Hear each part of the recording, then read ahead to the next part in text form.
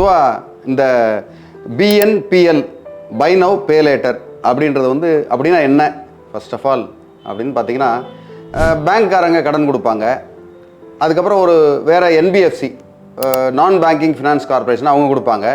அது தவிர்த்து இப்போ ஒரு சில நிறுவனங்கள் இருக்குது, அந்த பொருள் தயாரிப்பாளர் இல்லை, அதுக்கு இடையில் இந்த அமேசான், ஃப்ளிப்கார்ட்டு அதை மாதிரி பல நிறுவனங்கள் இருக்குது. அந்த வெப் போர்ட்டல் வச்சுருப்பாங்க. அவங்க வந்து உங்களுக்கு கடனாக கொடுப்பாங்க. அவங்களோ இல்லை அவங்கள சார்ந்தவங்களோ இல்லை அவங்களோட ஏஜென்ட்டோ உங்களுக்கு வந்து கடனாக கொடுப்பாங்க. அவங்க என்ன சொல்கிறாங்க அப்படின்னா, பொருளை இப்போ வாங்கிக்கோ, பணத்தை ஒரு இஎம்ஐயாக கொடு. ஃபைனான்ஸ் மாதிரியே தான் அது. ஓகே, அந்த மாதிரி வந்து கொடுப்பாங்க. எப்போதுமே இந்த மாதிரி அட்ராக்டிவான திட்டங்களில் ஒரு சில பேர் ரொம்ப பலனடைவாங்க. ரைட்டு, இன்றைக்கி வந்து நமக்கு இந்த பொருள் ரொம்ப அத்தியாவசியம், அந்த பொருளை கண்டிப்பாக வாங்கினா நமக்கு ரொம்ப பலன் அப்படின்னு வாங்குறவங்க சில பேர் தான். பல பேர் அந்த பகட்டுக்கு ஆசைப்பட்டு ரைட்டுப்பா இது வந்துருச்சு, நமக்கு நல்ல ஃபோனாக தான் இருக்கும், இருந்தாலும் சரி, இப்போது அந்த ஃபோன் வந்து 50,000 ரூபாய்க்கு காசு கொடுத்து வாங்கியிருப்பாங்க ஒரு 3 மாதத்துக்கு முன்னாடி. புது வெர்ஷன் வருதும் அப்படின்னு வச்சுக்கோங்க. புது வெர்ஷன் வந்த உடனே நம்ம என்ன பண்ணுவோம், இல்லை பழசு வந்து இதுக்கு இந்த கேமராவில் இது சரியில்லை, அந்த கேமராவில் அது சரி கிடையாது அப்படின்னு புதுசு வர்றவன் வந்து அதை வந்து ஒரு பெருசாக காட்டுவாங்க, ஒரு விளம்பர யுக்தி.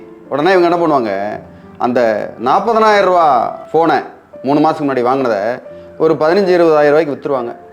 இல்லை அது ஒரு 30,000 விற்றா கூட நஷ்டம் தானே. 10,000 ரூபா மாதத்துக்கு 10,000 ரூபா செலவு பண்ணுவாங்க. புதுசை எப்படி வாங்குவாங்க அப்படின்னா, அதை வந்து இந்த பை நவ் பே லேட்டர் அந்த சிஸ்டமில் வாங்கிடுவாங்க. வாங்கிட்டு ரொம்ப கஷ்டப்படுவாங்க. இது வந்து மாதம் மாதம் கட்டுறதுக்கு, இஎம்ஐ கட்டுறதுக்கெலாம் கஷ்டப்படுவாங்க.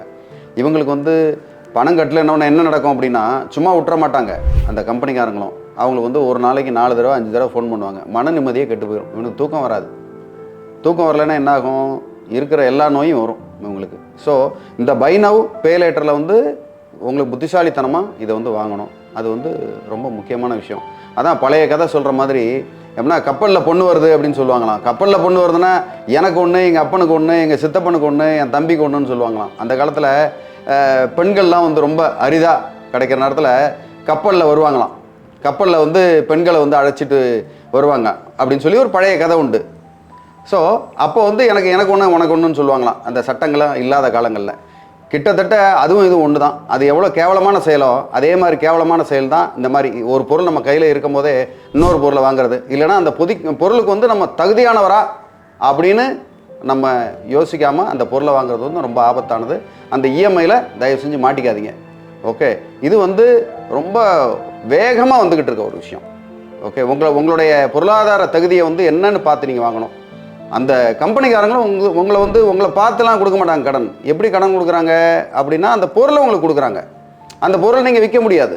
அந்த பொருள் வந்து உங்கள்கிட்டே தான் இருக்கணும். அந்த பொருளை விற்றீங்கன்னா அது வந்து பொருளாதார குற்றமாயிரும். ஸோ அந்த பொருள் இருக்கும், அந்த பொருளுக்கு உண்டான இஎம்ஐ நீங்கள் கட்டிக்கிட்டே இருப்பீங்க. ஒரு பர்டிகுலர் பீரியடில் உங்களால் கொடுக்க முடியலன்னா அந்த பொருளையே உங்களுக்கு திருப்பி கொடுக்குற மாதிரி இருக்கும். அப்போ எவ்வளோ பெரிய நஷ்டன்றதை கொஞ்சம் சிந்திச்சு பாருங்கள்.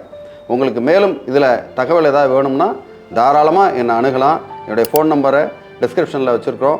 நீங்கள் வந்து எனக்கு கூப்பிடலாம், வாட்ஸ்அப் பண்ணலாம், நேரில் வந்து என்னை மீட் பண்ணலாம்.